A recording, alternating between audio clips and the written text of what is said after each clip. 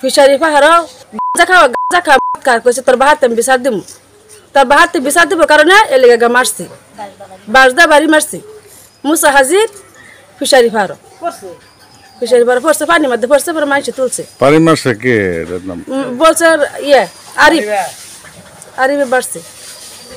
আরিফ কি তার কি হয়? আরিফ বাইশটা লাগে, চাচা তো বাইশটা লাগে। পরে ওই যে মানুষ খুশ পাইছে সিরাচির করে খুশাইয়া পর পুকুরতে তুলছে, তুললে পরে ওই যে লই গেছে আসিম জামান ডাক্তার বুগল, পরে জামান ডাক্তার এনের দিছে, সিলাই টিলাই দিছে। পরে বলে আমার কাম করাইতাম না, মমিসিং লই যা। পরে মমিসিং লই গেছে, মমিসিং লই গেলে পরে মমিসিং ডাক্তার কইছে আমরা পাইতাম না, ঢাকা লই যাও। পরে ঢাকা লই গেলে অর্ধেক আর গেলে মরা গেছে। আমরা কিছুই চাই না, মানুষ মারি আছে, আমরা সুখী বিচার চাই এনে করতে।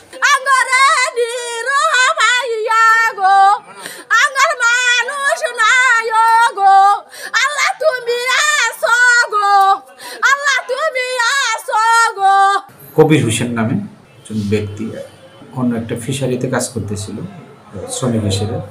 এই সময় তার প্রতিবেশী দুঃসম্পর্কে গ্রামের ভাতিজা আরিফ নামে পিছন দিক থেকে তাকে বাঁশের লাঠি দিয়ে বাড়ি দেওয়া পরে তিনি পড়ে যায়, পানিতে পড়ে যায়। তখন যারা আশেপাশের লোকজন দেখে তাকে দ্রুত পানি থেকে উঠায়।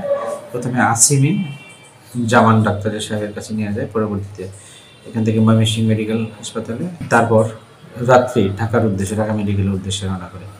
ঢাকা মেডিকেলের উদ্দেশ্যে রওনা করার পর রাস্তাতেই তার মৃত্যু, মেডিকেলে বসে যাবেন। কাকরাইলে গিয়ে তার মৃত্যু শেষ রাতের দিকে 3টা থেকে 4টার মধ্যে। পরবর্তীতে তারা একটা লাশ গ্রামে নিয়ে আসে, গ্রামে এসে আমাদের খবর দিলে আমরা সেখানে যাই। আমরা আরিফ সম্পর্কে যেটা জেনেছি যে আরিফ একটু এলোমেলো চলতো, টিকটক করতো, সিগারেট খেত। তখন যে ডিজিস্ট যে নিহত হয়েছেন কবির, উনি তার বাবা খোকা, আরিফের বাবা খোকাকে তার ছেলে শাসন করার জন্য বিচার দেয়, তোমার ছেলে এলোমেলোর জন্য তুমি একটু বিচার করো না, প্রতিবেশী ভাই।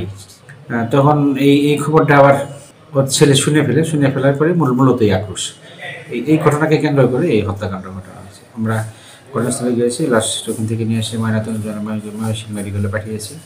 আমরা অভিযান পরিচালনা করতেছি, ইনশাআল্লাহ খুব শীঘ্রই দুষ্কৃতিকারী সেই ভাতিজা আরিফ এবং তার বাবাকে আমরা আইনের আওতায় নিয়ে আসতে পারি। নিহতের মা আয়েশা খাতুন বাদী হয়ে মামলা দায়ের করেছেন।